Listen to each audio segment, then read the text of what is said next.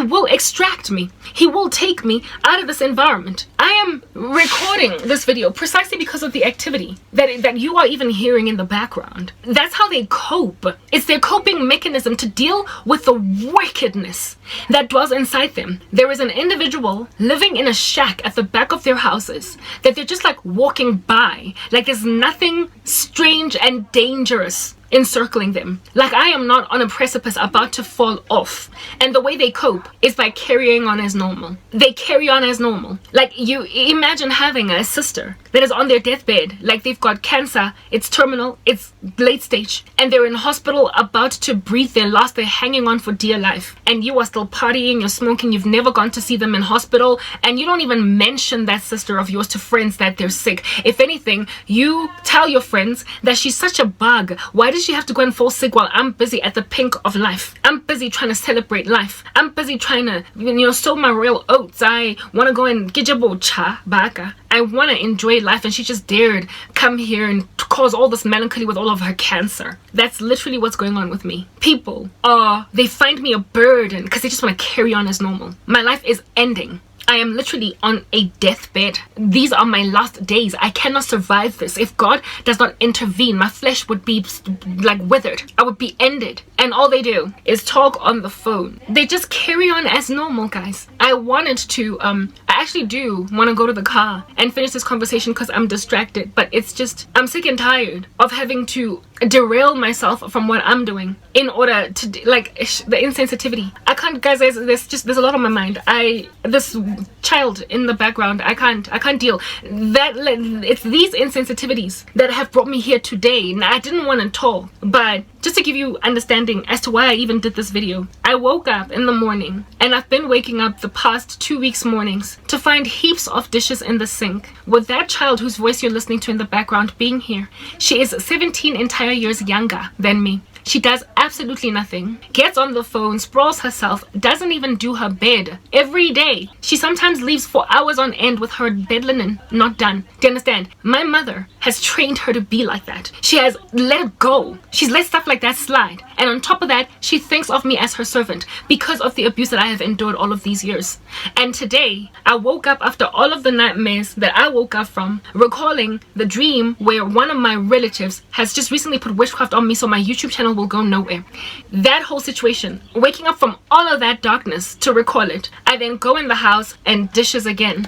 Everybody is home. My mother just drove out briefly. She's probably going to be back any minute now. Instead of washing them, I woke up a little later than normal today because I've been waking up in the middle of the night just to play red light, green light with the computer because they keep on turning off power. So when the power comes back on, I have to be awake and try and get as much work as I possibly can get done.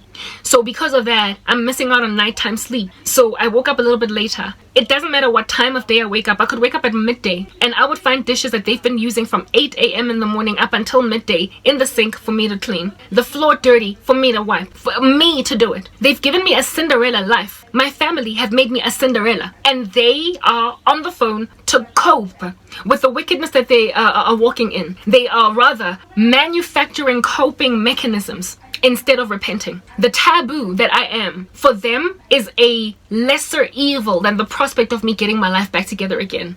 And these are not people that are, wait for it, random females in the office that have too much attitude for you to know what they're gonna do today. I'm gonna move to the car because I'm distracted by this child's voice. I can't carry on. I can't compete with the whatever demonic activity is going on there. I need to be able to think, and articulate myself, and I'm not going to be able to do that being distracted by every so often somebody boisterously laughing at the top of her voice. I'm not competing here. I'm trying to get a message out. So let's move to the car. Hi, I've only got 26% battery power, so I really hope to get this out of the way as fast as I possibly can. But it's definitely better in here because it's quiet, and I don't have to compete with some voice. Okay. The reason, it's hot in here though, the reason why I'm recording today despite not wanting to is out of just sorrow, lots of it. And my sorrow is premised around, when is this gonna stop? Like, at what point am I going to be okay again? And will I ever be okay? Because that's just the thing. People get sick from whatever it is that they're sick from, and they want to then infect everybody else with their sickness.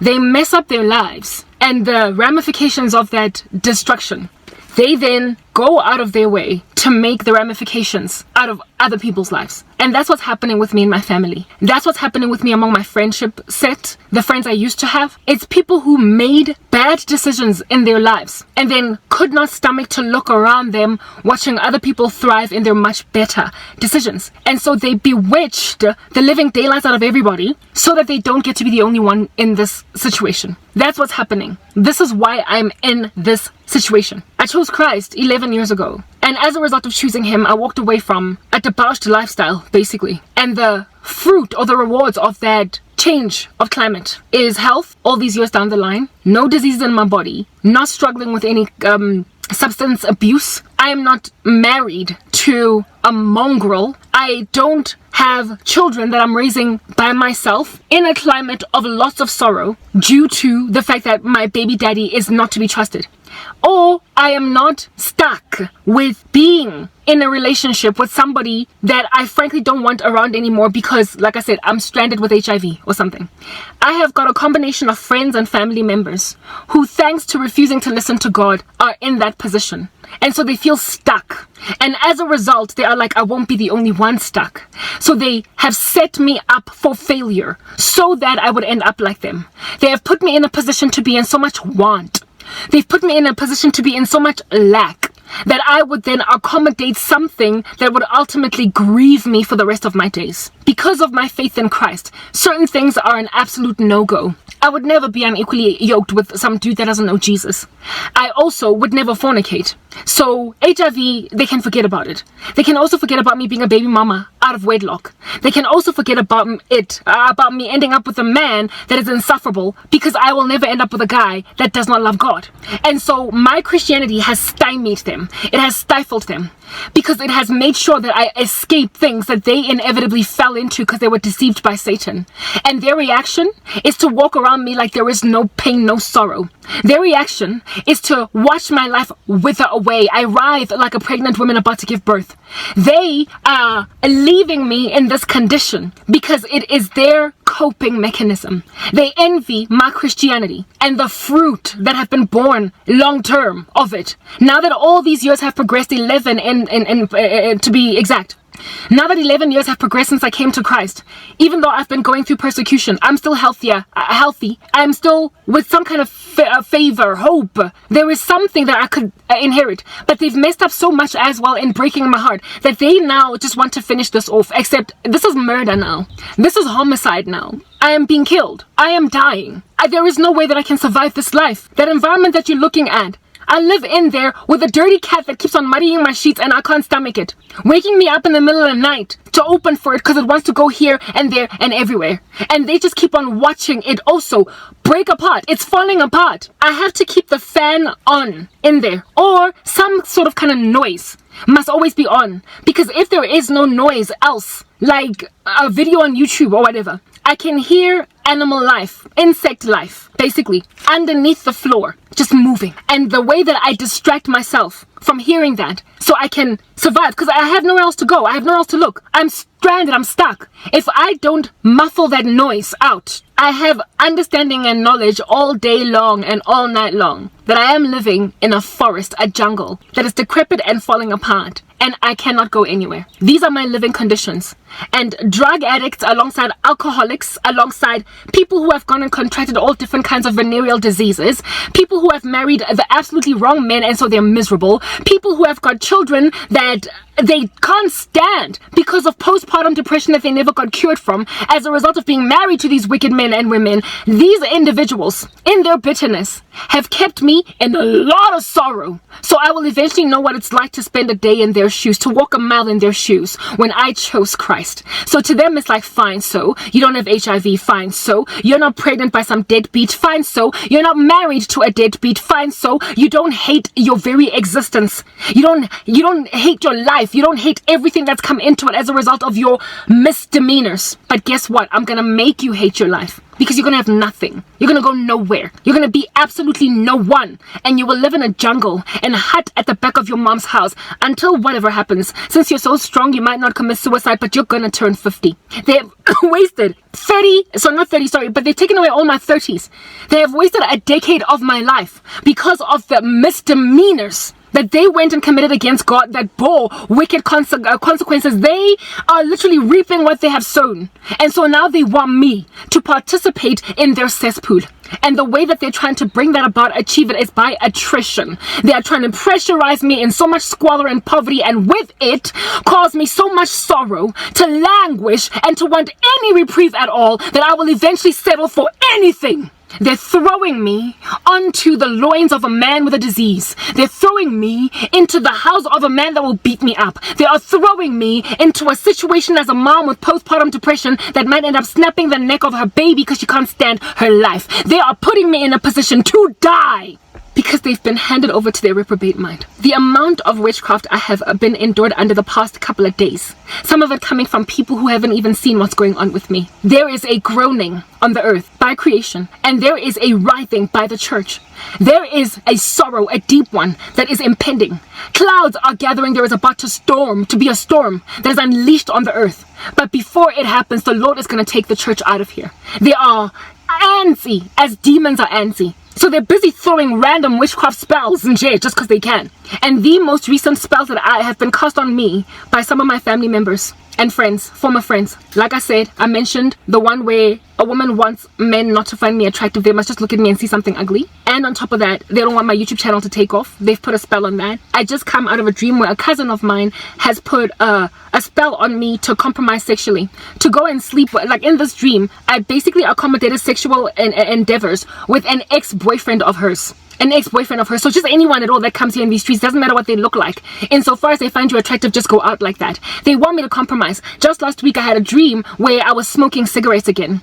Week before last, I had a dream where I was drinking alcohol again. I quit smoking way before I came to Christ, and I quit drinking way before I came to Christ. And none of those habits ever sat well with me. So they are trying to bring things into my life that weren't even expelled out of me by the Holy Spirit. They were expelled by just common sense. I was like, I can't do this. I don't like it. So I stopped. And I had dreams where I smoked, I drank, I had sex, even with ex-boyfriends of family members.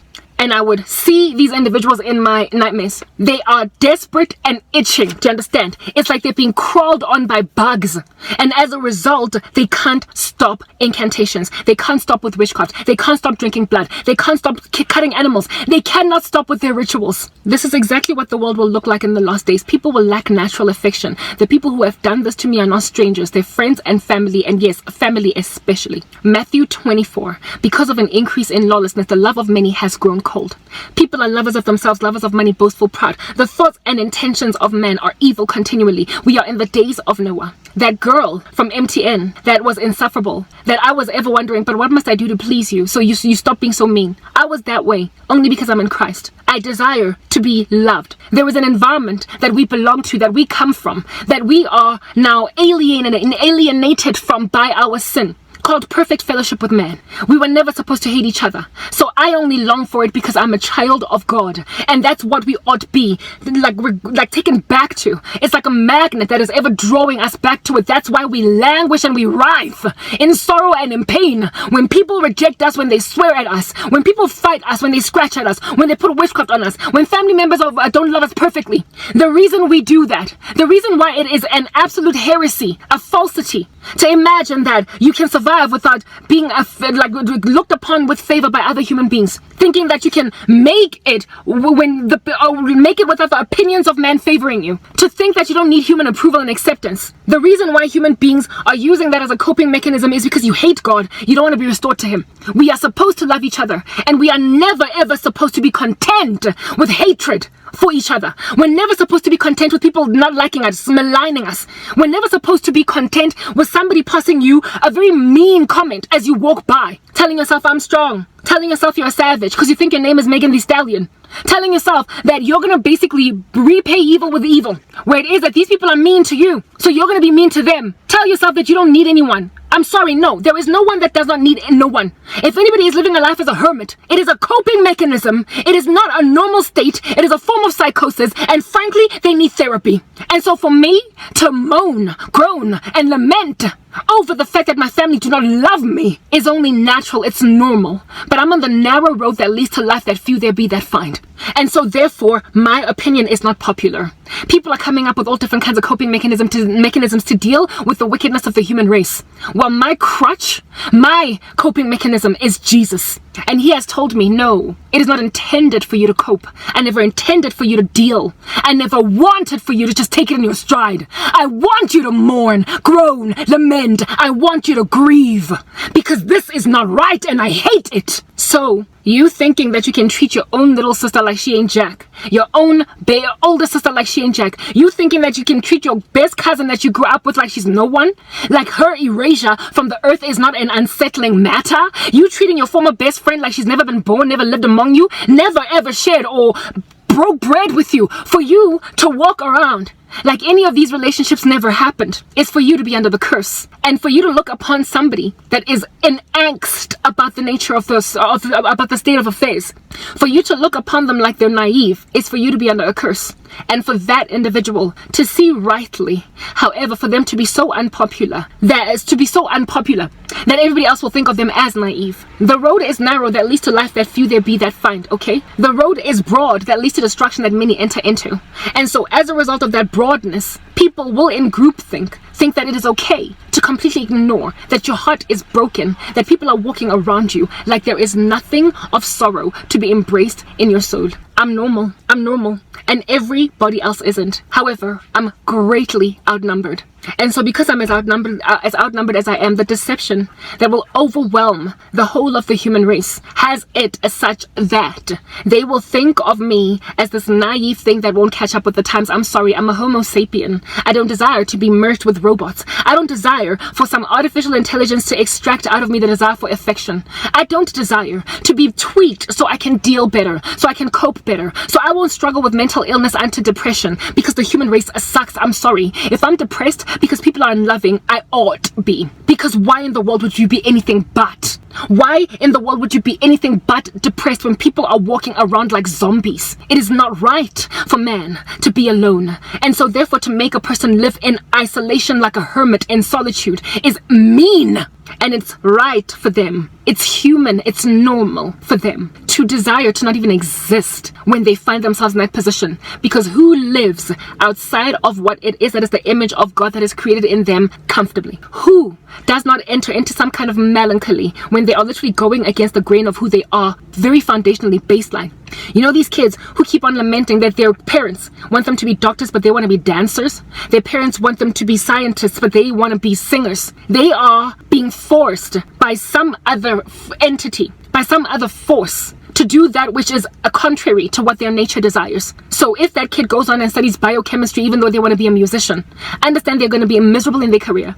They're going to hate their lives and they're going to be embedded or resentful against their parents. So just like a kid that wants to dance, whose mom and dad wants them to go and study neuroscience, I am entirely embittered and resentful at the human race. I am unhappy. I am melancholic. I'm depressed. I am forlorn and I will never recover until I'm allowed to fly like a bird. If I want to sing, let me sing. I am a human being and I want to be one. So just because you want to walk in an inhumane capacity where you disregard the image of God in you does not make you normal. It makes you like a forceful parent who's trying to get me to feel nothing when that's not how God intended for us to be. So people who want to go and cope by putting a bag over their head so as to hide their emotions, I'm sorry, this is the world that you've created for yourself. And you will ultimately get it, a robotized environment where everybody is walking around feeling nothing.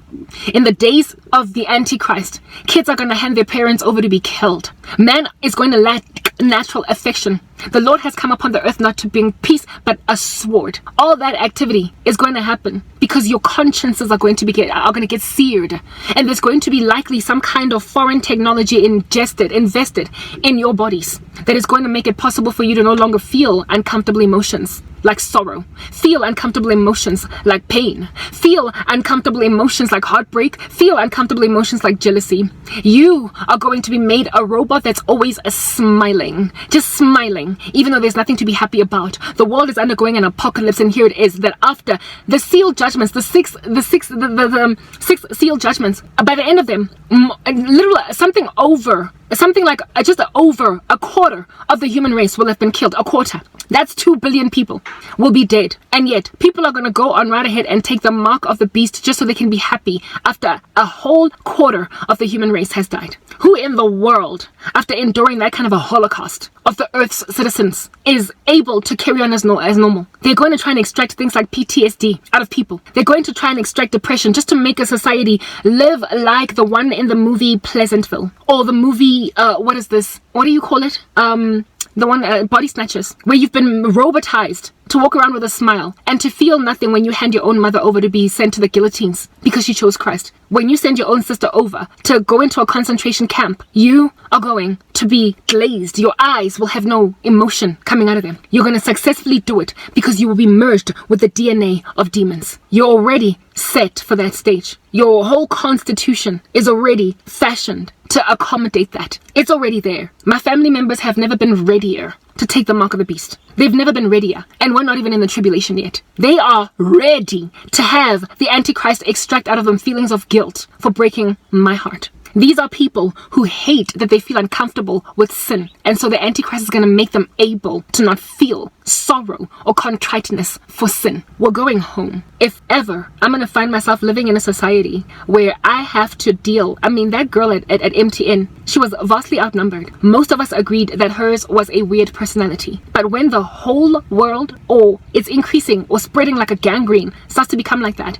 where now it's coming into your own backyard, where your own mom, your father, where your own child, your own little baby sister treats you like that random fool at my former organization. That woman that I couldn't understand. What did I do to you? What do I need to do to make you a little bit happier? Must I jump up and down on the spot like a clown? Do a little bit of a circus act that you might find me entertaining? What must I do? I've been like that with my family for 8 years. I have bent over backwards. I have cajoled myself. I have made like a ventriloquist artist, literally twisting my body in ways that are uncomfortable just to get approval from them restored to me. Just to get my mother to treat me the way that she used to treat me some years back. Just to get my sister to treat me the way that she used to treat me some years back. Just to get my cousins to find me more favorable. I have bent over backwards. I have been a slave at their beck and call to no avail. I recently offered an olive branch to a family member of mine to help them start a YouTube channel because they are going through a hard time. And I was prospering to get something done for myself. And this person not only rejected my help, but they also decided to go and curse it. My impending prosperity, any sliver of hope that I have, any sliver, however tiny it might be, whatever tiny little amount of light might crack through my very dark room, they put filler on it, so it is entirely dark around me. It's ominous, it's dark. This is serious. I am being pushed to suicide by people who are walking around like zombies, and they refuse to acknowledge the guilt within them and the anomalies. They look at world events, and with them culminating in the way that they are, suggesting something is very seriously wrong. They are still in their own little silos, tiny little ecosystems. They're still happy to push some selfish agenda in their little ecosystem. When all of these things, we know, if you add a multiplier to them, will ultimately be an earth pandemic, a worldwide earthly pandemic. I'm not the only person suffering like this. The human race is wicked. Whoever it is that is watching my video right now, you are either a victim of this coldness of society, or you are a perpetrator, but you definitely have experienced it in some way. And granted that there are people who are too stuck and selfish in their own ways to let things go, there is no other solution but for the Lord to snatch us out of this. Last night, you know how I play roulette with the Bible every so often? I just open it to a random place to see what the Lord has to say. I've been languishing like no man's business for the past 48 hours. I've been struggling. Yesterday I tried to exercise, and indeed I did, but it was so hard to just get one squat in. I felt like I was doing a squat with like 20 kilograms on me without me being able to lift all that. Everything was just rough. Do you understand? And the reason why that is the case is because I am bereft and I am forlorn with the way that things are going, and I'm expected to be content with it. I am being threatened with poverty for the rest of my life, and I'm expected to squat in a hot room where there is no ventilation because I have nowhere else to exercise. I'm expected to continue living like that for another year, 2, 3. Have a family member who just put witchcraft on me that my YouTube channel will not go anywhere. Not that they would ever prosper.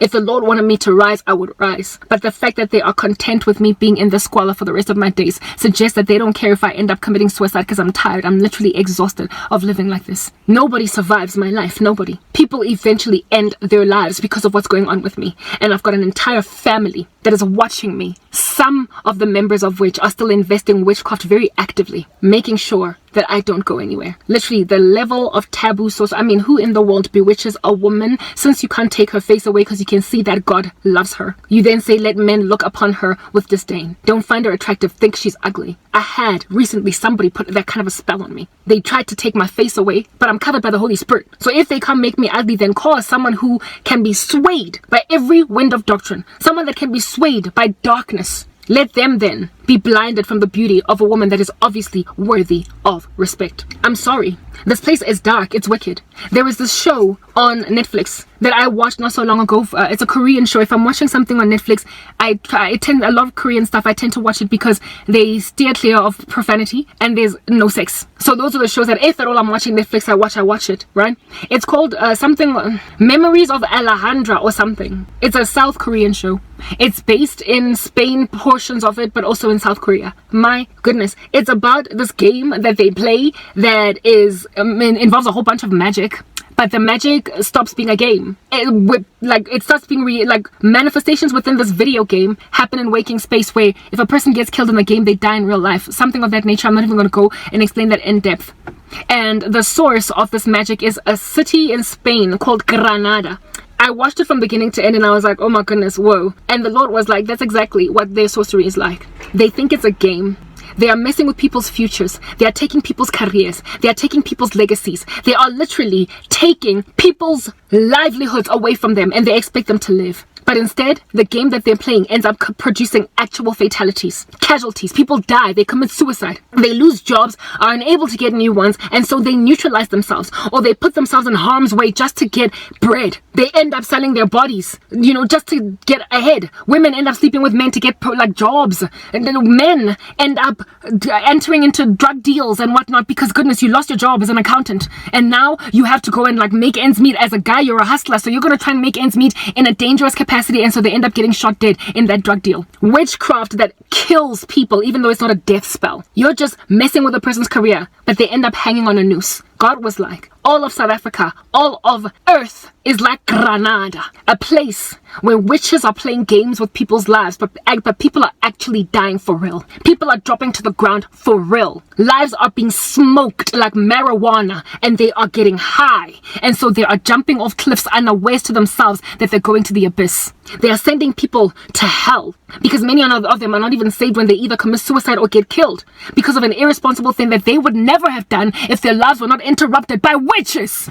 And the Lord is like, I'm about to neutralize Granada. I had a dream where I was there's a train that arrives in Granada, right? In this show, I was at Granada train station, sitting there wearing white robes with bags packed. And I was like this, literally, I had a peace sign to everything behind me. On some Yahamba. God is showing me you're boarding a plane, you're boarding a train. You are getting out of Granada, you are leaving. Guys, witchcraft will never stop. They won't stop. They've been at it since the beginning of time. Pharaoh had sorcerers and magicians. So too did Nebuchadnezzar. They will ever practice it. There's only one time in the history of the human race when indeed a person can successfully exit Granada. I will ever be amidst witches. Even if I were to get my life back together again, there will always be somebody on YouTube that is competing with my channel that decides to put a spell on it. There's going to be somebody in corporate, if I find myself there, that is going to bewitch me because they're competing with me as a colleague. There will always be some guy that will find me attractive but not be in my league that will try and put a love curse on me to force me to be with them. Everywhere I go, it will always be there. There is only one time in the whole entirety of the human race's existence where there will be no witchcraft.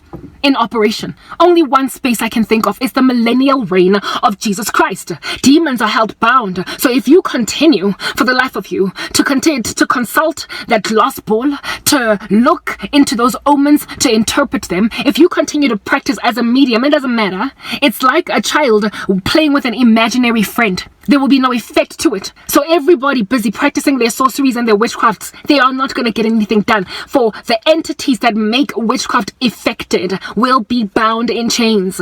But the wicked are going to be entirely cut off. So if you still love your witchcraft and you want to carry on, you want to bewitch saints of the living God, you want to bewitch the royalty that is walking around that has been redeemed from their corruptible bodies that have come back with Jesus Christ. If you want to bewitch anybody at all that's still walking this earth in a corruptible body, God is going to cut you off. It's written in God's word that at some point God is going to cut the wicked off. So you won't even be able to experiment with tarot cards. You won't be able to experiment with psychic consultations. You will have to stop or die. That is the righteous reign of Jesus Christ. And God has made it clear to me that it's coming. I told you guys that in any given day, I get visions of me wearing a very bright, beautiful wedding gown. About 6 to 7 times a day, I get such flash visions. God is telling me, you're as good as wed, Karabo. You're as good as married. We're going home. We're going home. Some time ago, I also had a dream where, you know the Squid Game? I had a dream of all of the participants in the Squid Game, like new, as in it was yet, nobody was yet dead. Nobody had yet gone through red light, green light, or whatever. They were packed in this one big fat hall, and they were all wearing bright white clothes about to eat. And they were shuffling around trying to look for their chairs where it is that they were going to sit. And the Lord, when I woke up from that dream, I was like, what God did that dream mean? Yes, I've watched the Squid Game. I told you I watched shows from South Korea a lot. Because there's also a lot of symbolism in there that suggests what in the world is doing, predictive programming that I am trying to be on top of, right? I was like, God, what was that? Why were you showing me participants of the Squid Game, people who played the Squid Game? Why are you showing me that with them eating at a banquet? And God is like, it's because they have made my daughters and sons play the Squid Game, and they're about to like gather at a banquet to eat with me. All of us had played the Squid Game. We had gone through some kind of a test and a trial in this world where they were playing with our lives, but we survived. We made it. We endured to the end and we got saved, and now it's the banquet. And literally they were about to sit and eat, but it was all the participants of the Squid Game, or the venue where the Squid Games are held. The Lord is gonna snatch us, guys, and we are gonna go eat. And those of y'all who played with our lives and literally trying, you know how the people who get invited to play these Squid Games usually is something that they're struggling with in life. They're struggling with it, and that's how they lure them to play these games. Type establishment thing. They usually lack money or something. They will have made us suffer so much want and so much lack that they would have thrown us into a game that would have taken our lives, but we will have made it. They have put me in a position to suffer want and lack. We're going home. We're going home. I didn't want to do this video today because literally I'm repeating the same thing using different analogies, but it's only because my heart is broken over the fact that they've converted me into a domestic servant. Guys, I'm a slave. I'm a slave to my own family members, and they are not disquieted by that. My battery is at 10% right now, and I can hear that child has stopped talking. So I have one last thing that I still want to do. In fact, I don't know if I'm not going to be able to talk all the way to the very end without trying to rush through it. So let's go and charge the phone and finish this conversation from inside the hut back there that I live in. Yeah, I wanted to come and share with you guys that the Lord does not expect us to keep on tiptoeing around wicked men and women who refuse to not only acknowledge Christ as King, but also to acknowledge that there's something very seriously wrong with the human race right now. Very seriously wrong. That it is not okay for us to be so unloving, so cold, and to be so classist and so defeatist, and for family members to do this to one of their own. That you can't just keep on investing in witchcraft against your own, like, be it sibling, cousin, aunt, uncle, brother, sister, cat, cow. Like, seriously, you cannot just live a life where you keep on consuming demons on the daily. Onto lawyer, bokamoso, pa ngwana ko henu, or ngwana hao, or king cousin ya hao, or auntie. No, you can't just live like that. You can't. And for you to imagine that God is just going to keep us in this constant sweeping state where we have to ever fast and pray against all this demonic attack coming against us, I'm sorry, no.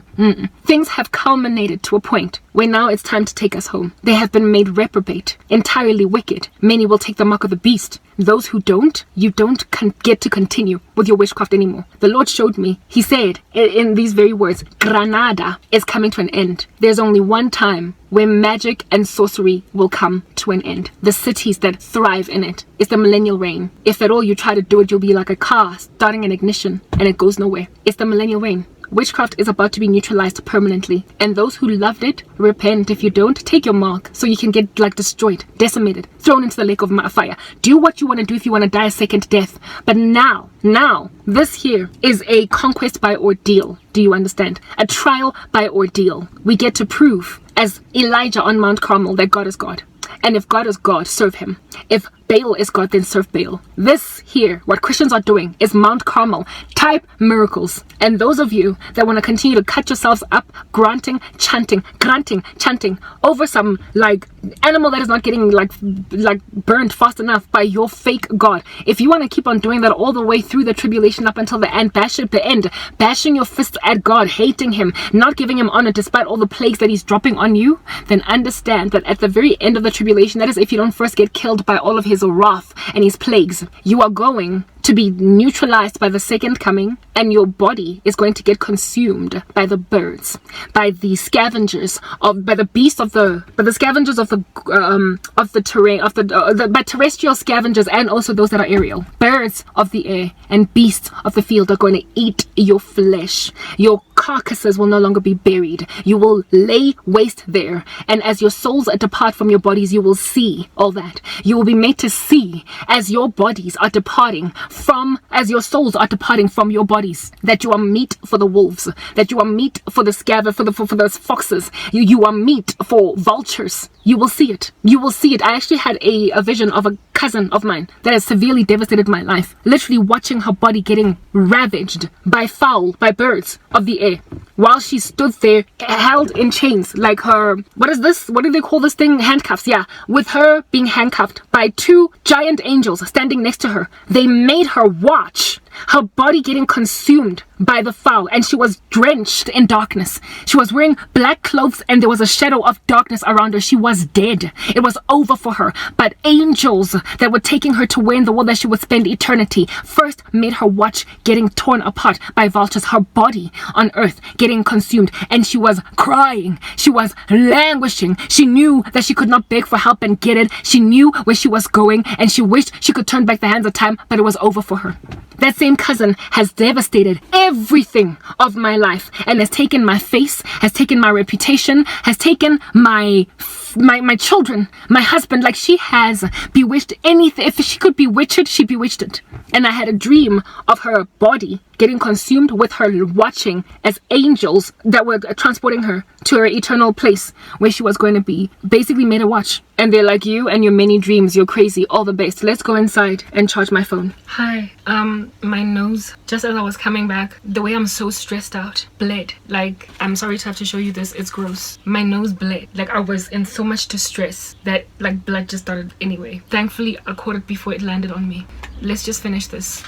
These nosebleeds, not characteristic of me, never used to struggle with them as a child growing up. However, I started getting them a couple of years ago because of the way that I'm so persecuted. That's how badly my family have treated me for years. That's how badly witches have been perpetually afflicting me. I've literally been put on a gurney, a deathbed, by my whole family and friends, and they're not barging. Like, that's just the sad thing. They're not barging. The issue is the fact that they are not barging. I spoke about how it is that the Lord, whenever I play Bible roulette, if you want to call it that, whatever it is that I land on, I often get just like powed by it because it's just so relevant. Well, yesterday I happened upon 1 Samuel 2 on Hannah's prayer. Just to give a little bit of context on the story of Hannah. Hannah was a woman that was married. Never got divorced, you get my point. She was a woman that was married to a man that had another wife. The other wife's name was Peninnah. Peninnah was fertile, she could have children, while Hannah couldn't. And Hannah was the beloved wife of Elkanah. So he had two wives, and he loved Hannah more than Peninnah. Because of that, jealousy rose in the heart of Peninnah. And due to Peninnah's fertility and ability to have children, she therefore took that and taunted Hannah with it, abused her, persecuted her, and mocked her for not having any children. Hannah was in great distress as a result, prayed for years for a child, could not get one. One time, she went to the synagogue or the temple or something, and she was praying there, and she was so afflicted, and she had been fasting for so long and praying at the same time, all these years having not gotten her answered prayer, that she looked drunk. No words were coming out of her mouth when she was praying. And the priest in the temple, Eli, looked upon her and imagined her drunk because she was praying without talking without any sound coming out. So he thought that she was drunk, and then rebuked her and said, "Woman, will you desecrate the temple of God like this? Like, this is the synagogue of God. You don't get to do that here." And Hannah was like, "Don't take me or mistake me for an immoral woman. I am not drunk. I am rather afflicted in spirit." And then explained to him why, because I don't have a child, etc. So I'm basically just fasting and praying. Eli then understood and was like, "Oh, my bad," right? Of course, I'm paraphrasing. And then promised her, basically blessed her and said, "Go and eat, stop fasting, remove the sorrow from your face. You are going to have a child. You are now blessed. You will bear a child." Indeed, about a year later, Hannah then gave birth to her first child, Samuel. Hannah then went on right ahead to have more kids after that, but the first kid, Samuel, was the first ever prophet over Israel that anointed the first two kings of Israel, Saul and then David. She promised the Lord, because of having been blessed with a child, she then gave Samuel to the service of the Lord for pretty much the rest of his life, from the beginning. And Samuel was therefore raised by Eli the priest, or groomed into his ministry by Eli the priest. That is the story of Hannah, just the backing, right?